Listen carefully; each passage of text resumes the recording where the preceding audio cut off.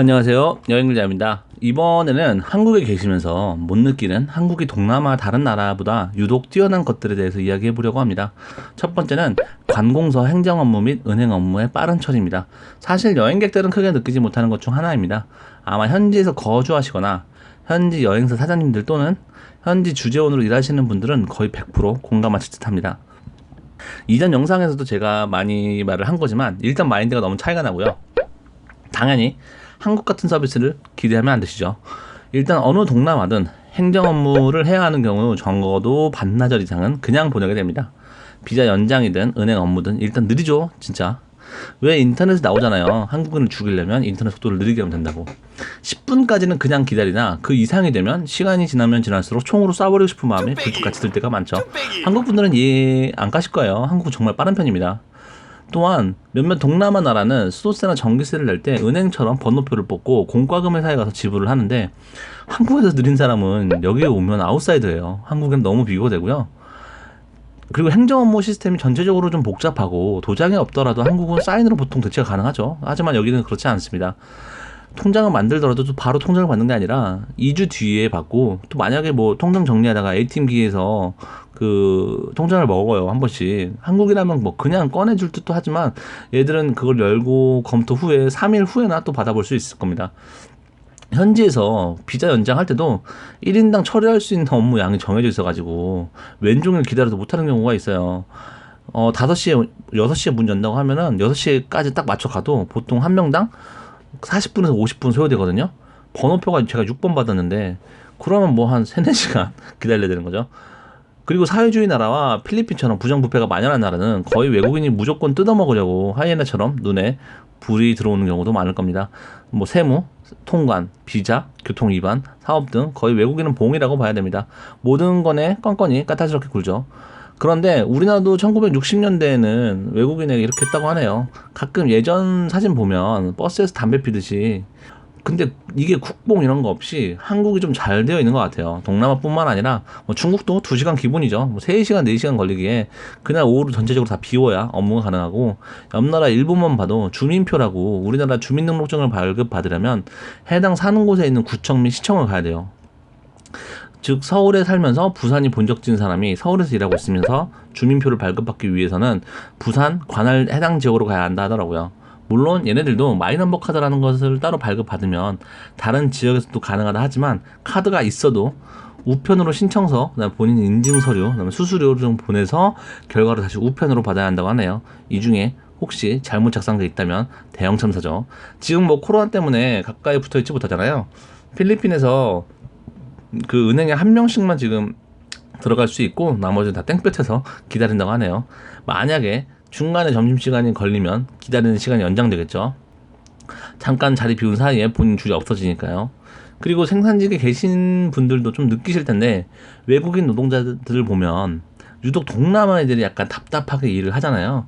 뭐 예를 들면 마트에서 같은 제품 10개를 사면 10개의 바코드를 일일이 다 찍는다든지, 바코드를 찍을 때 손님이 뭐 계산 준비를 안 하고 멍하니 있다가 얼마입니다 라고 했을 때 그제서야 돈을 준비한다든지, 뭐 돈도 뭐 잔돈 하나하나 일일이 세어서 주고, 그렇게 힘들게 결제까지 끝냈으면 그 다음에 물건을 담고, 물건 담으면서 해도 되는데 혹여 결제를 하다가도 계산이 안 맞거나 뭐 오류가 생기면 본인이 처리를 절대 못하고 매니저를 기다려야만 해당 일이 끝나죠. 그래서 보통 동남아 마트 보면 줄이 길어요. 한국 사람 미치죠. 보통 얼마입니다 하기 전에 짐 다 싸고 포인트 카드 번호 말하고 봉투 달라고 하거나 필요 없다고 하고 갈 준비하고 있죠. 이런 부분에 대해서 이야기를 하면 어차피 1시간에 받는 돈은 똑같으니 천천히 한다고요. 얘네들은 뭐 다는 아니겠지만 대체적으로 필리핀이랑 동남아 사회주의 애들이 이런 경향이 있는 것 같고요. 두 번째는 위생입니다. 이건 진짜 심각해요. 위생관념이나 시민의식이 좀 많이 떨어져요. 날씨가 더울수록 위생 상태가 제일 중요한데, 골목 식당 안 좋은 곳은 애기예요. 안전에 대한 불감증도 크고, 실제로 태국은 일본 후쿠시마산 음식을 다 수입하고 있죠. 마트에 가시면 대놓고 후쿠시마산이라고 써 있습니다. 쌀이든 과일이든. 그리고 음식을 하는 사람보다 음식을 공급하는 그 구조에 문제가 있어요. 예를 들어서 베트남이나 캄보디아나 라오스나 어디든 일하는 사람들이 나체로 이제 땀을 막 뻘뻘 흘리죠. 더우니까 그 위로, 그 흘린 옷 바로 위로 빵들을 나르는 거예요. 그러면 당연히 뭐 바게트에 땀이나 먼지가 다 배이는 거죠. 그 다음에 또 박스 내려올 때 땀이 뭐 빵에 묻을 수도 있고. 동남아는 또 더운 나라죠. 더운 나라이다 보니까 당연히 얼음 소비량도 많죠. 하지만 얼음들이 다 한국처럼 깨끗하냐? 아닐 겁니다. 한번 잘 생각해 보세요. 한국에는 이렇게 지나가다 보면 편의점이나 식당에 식재료를 납품하는 냉동차를 많이 보셨을 텐데, 혹시 동남아 여행하시면서 냉동 탑차를 보신 분이 계신가요? 있기야 하겠지만 정말 많이 없을 겁니다. 이상하지 않나요? 생각을 해보시면. 그럼 어떻게 운반하느냐? 그냥 흔히 볼 수 있는 포터 1.5톤 트럭에 그냥 큰 얼음들을 벽돌처럼 자꾸 운반을 하는 거예요.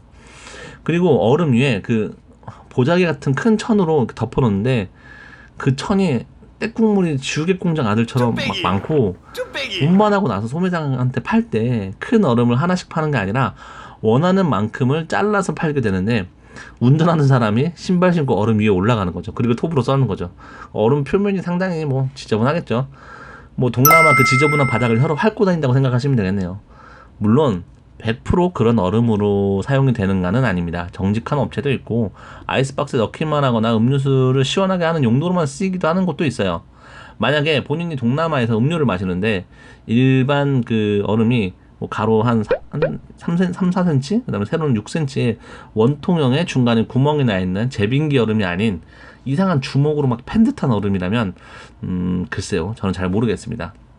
그리고 일단 쓰레기통이 없어요. 여행 가서 길거리 노좀 잘 보시면 대부분 사람들이 휴지 및 기타 음식 쓰레기들을 쓰레기통이 있는데도 불구하고 그냥 바닥에 버리죠. 한두 개도 아니고 그냥 다 버립니다. 쓰레기통에 대한 어떤 필요를 못 느끼는 거죠. 왜 그런지는 아직 모르겠습니다. 그래서 그런지 새벽 2시에서 한 4시쯤 되면 쥐랑 바퀴벌레 꼬여드는 뭐 각종 파리 및 벌레들이 계속 있는 거죠. 그래서 동남아에서 음식을 잘못 먹어가지고 배탈이 나서 여행 다 망치고 병원 시세 지시는 분이 많죠. 그리고 이것도 좀 그런데 얘네 나라 쥐와 바퀴벌레는 왜 이렇게 큰지 모르겠어요. 우리나라 쥐나 바퀴벌레가 크기가 평균 175cm라면 얘들은 거의 질라탄 이브라히모비치예요. 거의 2m 육박한다고 보면 되고 일반 크기보다 한 1.5배 더 큰 것 같아요. 세 번째, 의료 비용 및 의료 기술. 뭐 저도 몰랐다가 여행업을 하고 나서 많은 나라를 좀 돌아다니다 보니까 우리나라가 의료가 되게 잘 되어 있는구나를 느꼈어요. 이번 뭐 코로나로도 아셨겠지만 의료보험이 일단 너무 잘 되어 있죠. 그리고 비용 대비 기술도 좀 좋아요. 제가 앞서 말씀드린 부분에 음식 때문에 배탈이 난다고 말씀드렸잖아요. 현지 거주하시는 분들은 알겠지만 의료 비용이 해외가 상당히 비쌉니다. 미국이 아니어도. 제가 해외 여행자보험 대행도 하고 있어서 이 부분을 자세하게 알지만 동남아에서 장염으로 만약에 3, 4일 정도 입원을 하면 180만 원이 나와요.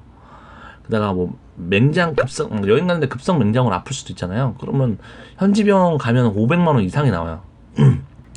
설명을 또 이제 수술하기 전에 하는데, 설명드릴 때 수술할 때 이제 그게 신뢰가 안 가는 게, 이거 받으면 이러이러해서 죽을 수도 있는데 수술이 돼도 몇 프로 확률로 죽을 수도 있어, 약간 이렇게 설명을 하기 때문에 뭔가 신뢰도 안 가고. 동남아에서도 편차가 또 있어요. 라오스나 캄보디아는 특히 의료 서비스가 더 안 좋아서, 라오스는 뭐 태국 우돈 쪽 이렇게 좀 도시 쪽, 그다음에 캄보디아는 파타야 및 그 동남 쪽의 큰 도시 쪽으로 병원에 라오스나 캄보디아 부유층들을 보실 수가 있죠. 뭐 중동 부자들이 우리나라 뭐 와서 치료받는 거랑 뭐 비슷하다고 보고. 네 번째는 대중교통 및 교통입니다. 이상하다 생각하실 분들도 계실 거예요. 우리나라 뭐 강정북로나 올림픽대로는 우리도 많이 막히는데 이렇게 생각하실 텐데, 하지만 개인적으로 생각으로는 저희보다 더해요. 이게 어떤 구조상의 문제도 있지만 이유에 대해서 생각해 봤는데 시민의식의 그중에 큰 몫을 차지한다고 생각합니다. 동남아든 저희든 대도시로 몰리는 구조인 거는 사실 매한가지라고 보는데, 일단 걔네들은 횡단보도가 많이 없어요. 많이 없고, 그러다 보니까 애들이 무단횡단하는 사람이 되게 많아요. 그래서 뭐 그로 인해서 오토바이든 자동차든 가다가 멈추고 이런 게 좀 심하죠. 거기에 플러스로 오토바이라는 존재가 있어서 오토바이가 중간에 끼어들기까지 하기에 한국에서 멀미를 안 하는 사람도 차가 가다가 멈추고 계속 무한반복하기에 동남아에서 차 멀미하는 사람 은근히 많습니다. 인도네시아 같은 경우는 저녁 약속을 오후 4시에 이제 출발을 한다고 하네요. 그리고 다른 동남아도 뭐 인도네시아처럼은 아니지만 교통체증이 좀 심해요. 지하철이나 버스가 우리나라만큼 잘 되어 있지도 않고요. 우리나라처럼 제 시간에 오는 대중교통 있는 데가 몇 없어요. 그에 비해 동남아는 뭐 대중교통도 잘 안 되어 있고 뭐 그렇게 버스 대리가 좀 잘 안 되어 있죠. 교통 트래픽이 심하죠. 그래서 뭐 해봤자 뭐 지프니 몇 명 못하죠. 다섯 번째는 치안입니다. 이건 정말 거의 저희가 5등 안에 드는 순위권일 거예요. 홍대, 신촌, 이태원 보면 새벽 2시에 거의 좀비가 되어 있는 여자분들 보이시는데 우리나라니까 그렇게 돼도 진짜 아무 일이 없는 거예요. 진짜 가끔 무슨 여가부에서 얼처구니 없게 뭐 여자들이 밤늦게 다니기에 치안이 안 좋은 순위 나라에 한국에 60몇 개 있던데 페이크 뉴스입니다. 그리고 해외 호텔 매니저가 한번 저에게 물어본 적이 있는데 대답을 못했어요. 이게 뭐 유튜브로 그 매니저가 본 것 같은데 내용이 한국 분이 카페에서 공부하는데 2층에 핸드폰 충전하는 데가 없으니까 내려와서 1층에서 핸드폰 충전을 하고 본인은 2층에서 공부하다가 한 1시간 뒤에 나갈 때 핸드폰 가지고 나가는 걸 보여주면서 왜 한국 사람은 남의 걸 관심도 없고 안 가져가지? 니네 자기네 나라면 이미 가져갔다. 멀쩡히 있는 사람 것도 소매치기 하는데 니들은 왜 안 가져가니? 이렇게 물어보는데 대답을 못했어요. 시민의식이 높나? 좀 아닌 것 같고 뭐 CCTV가 있어서 그런가? 그것도 아닌 것 같아요. 막연히 우리나라는 안전하지 안 가져가 라고 하기에는 좀 그래서 그러게 대체 왜 안 가져가지 생각을 했는데 딱히 떠오르지 않더라고요. 그리고 아직도 몇몇 해외에서는 우리나라가 북한 때문에 언제든지 전쟁이 일어날 수도 있다고 생각을 하고 안전하지 않다고 생각해요. 여행사들이 보통 광화문에 몰려있거든요. 거기서 보통 민방위 할 때 경찰분들 이렇게 지시봉 들고 와서 몇 분이 통제하시잖아요. 막 사이렌 소리 들리고 경찰분들이 통제하고 이러니까 그 호텔 매니저가 놀라서 두리번거리니까 이렇게 주변 한국분들이 워워 릴렉스 하는데 더 당황합니다. 얘네들이 이제 워를 전쟁 워로 알아듣기에 진짜 전쟁 난 줄 알아요. 외국인이라. 그래서 7아웃 11이 펜스 드릴 이렇게 하니까 그제서야 좀 묻더라고요. 한국 사람들이 다 평온하길래 미사일 서울로 날라와가지고 다 인생 포기한 줄 알았다고 하더라고요. 니네 나라 왜 이렇게 간이 크냐 이렇게 말하더라고요. 근데 그렇게 또 생각이 될 수는 있구나 하고 웃고 남겼던 기억이 있네요. 이것으로 영상을 마치고요. 또 보시다가 다른 나라와 우리나라 차이점이 더 있다면 댓글로 알려주세요. 재미있었다면 구독, 좋아요 부탁드리고요. 날씨가 좀 이제 갑자기 더워지는데 감기 조심하시고 꼭 건강에 유의하시기 바랍니다. 감사합니다.